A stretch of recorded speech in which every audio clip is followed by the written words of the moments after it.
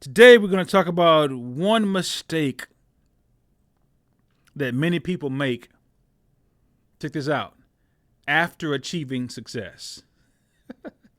Yeah, one mistake people make that may be killing their happiness, their excitement, and their joy, and they've actually experienced some level of success. Have you ever met someone like that? They've got the big house, they've got the big car, they've gotten the promotion, they've gotten the money, they've opened the business, and they still seem to be down in the dumps. Have you ever met somebody like that? It blows my mind oftentimes when I meet people like that, because for so long in my life, growing up the way that I grew up and growing up where I grew up, I would often look at people, whether it be on television or people that I would meet when I went out of town. I'm like, oh, wow, they must be happy. They've got all these external things. They must be glowing every single day. As I'm looking at football players, I remember the first time I was shocked and never connected. Again, if you are familiar with my story, I grew up down south, late 80s, early 90s, where there was a big sweep. The crack epidemic hit lower income, poverty-stricken black neighborhoods across America. There's no secret. You can Google it. You can look it up online, whatever you want to do. During the late 80s, early 90s, that crack cocaine epidemic was something serious. So the first time I heard somebody who had a lot of money using crack cocaine, I'm saying to myself, that don't make sense to me. In my mind, I'm saying to myself, why would somebody who's a millionaire, big house, nice family, big cars, why would they feel the need to engage in illegal substances to fill a void? They're unhappy? What? The news said what? And one of my favorite guys, man, I wasn't even a Cowboy fan. Still not a Dallas. Don't get it twisted. I'm a New Orleans Saints fan through and through. Not a Dallas Cowboys fan, but because I lived in Louisiana and Texas is right next door, they would show a lot of Dallas Cowboys games. The first time I heard about number 88, man, in a hotel room snorting cocaine lines with people that he had paid to be with him, I'm like, man, wow, what's going on? And if you're in this position where you've experienced success, but you're no longer happy, I've got a word for you today. Yeah. If you are in a position where you've experienced some kind of success, right? Whether you finally got the degree, you've worked hard to get your master's, your doctoral degree, whatever it is. Many times people find themselves unhappy because what they thought was on the other side of achieving that goal isn't there. Yeah.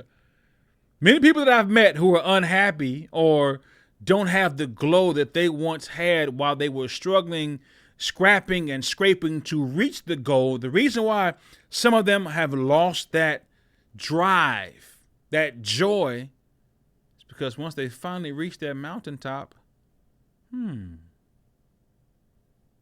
was funny because I've talked about this guy before, Wallow267. He talked about how they finally got the big deal, the big media deal that they had been working for since he was released from prison.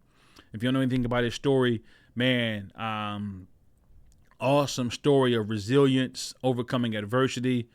I mean, this guy really came from the bottom.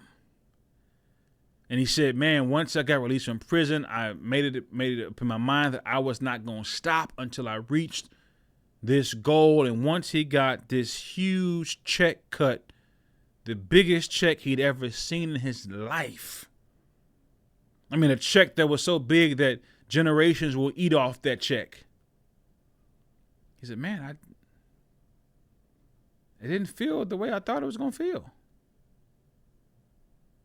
I got a check for several $1 million. and went to McDonald's. It's like it didn't do for me what I thought it was going to do for me. And some people, studies are showing, find themselves unhappy even with achieving success because they have, number one, unmet expectations. They thought that with success, with the grind, all of a sudden they thought that, hey, I'm going to reach this pinnacle, this point in my journey, this point in my life, and all of my problems are going to disappear. No. One of the things that's most disheartening when you see individuals who have all this money, all these resources, and their loved ones still pass away. Yeah, their money couldn't reverse whatever the ailment was, or their money couldn't stop the car wreck, or their money couldn't stop the bullet. They still have to go through and face real life issues. Or you can have all the money in the world and the expectation that you're going to have this perfect family. And all of a sudden you realize my kids are just as mischievous as the person who don't have my kind of money. Or I got all this money and my spouse should be happy every day, all day. And you realize and recognize, nah, that ain't the case.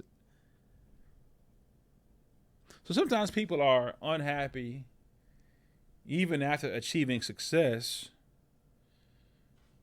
because they have unmet expectations. Number two, or another reason why, is because they lack purpose. In other words, there are people who I know, who I've had the privilege of meeting, who want success, they want money, they want fame, but they just want it. Yeah, they're not trying to bless anybody else. They're not trying to help anybody else. They're not trying to. They don't have any purpose. There's no why behind their grind. They're just grinding. They lack purpose. Another reason why people are sort of unhappy even after they achieve success is because they compare themselves to other people who are supposedly successful. And I read this quote over and over again throughout my lifetime. Comparison is the thief of joy. So you start comparing yourself, comparing bank accounts, comparing houses, comparing love life, comparing different things that should not be compared. Your life, your path is your path. But sometimes people lose joy because they spend so much time comparing their story. It's funny because I went to pick my son up the other day, and he showed me his work for the day. And on one sheet of paper, he had 2 handprints. I said, "Oh man, good job, buddy." Poop. And I'm thinking that they just dip their hand in paint or whatever it is and put their hand. I think we used to do it when I was a little kid, and it was kind of like looking at measuring your hand size. But as we were walking out, the teacher said, "Oh, did he tell you? Did he tell you why they have their handprints?" I said, "No." They said, "Oh no, we were talking about how everybody has different fingerprints and different DNA." I said, "Y'all were teaching the little babies, the 3.5-year-olds?" She said, "Oh yeah. We were teaching them how to appreciate their differences. Your hand size, even at the same age, is different than this person's hand size, and nobody has the same fingerprints." But we live in a world where everybody wants to be like everybody else. Everybody wants to have the same fingerprints, the same story, the same this, the same that. We got a bunch of copycatters. So sometimes people lose their spunk, their joy, their focus in life because they spend their time comparing themselves. And then another reason why people seem to lose their spunk, their spark when they achieve success, because nobody warned them that sometimes it's lonely at the top. How many people you've met or heard of or gave a documentary about how, man, all of a sudden these people didn't like me, or these haters came out the woodworks because I had achieved my goals? Well, how do we combat that? How do we reverse that trend of people being unhappy even after they've achieved success? First thing you've got to do, are you ready? Yeah. You got to stop tying your self-worth to external achievements. Whew. Yeah.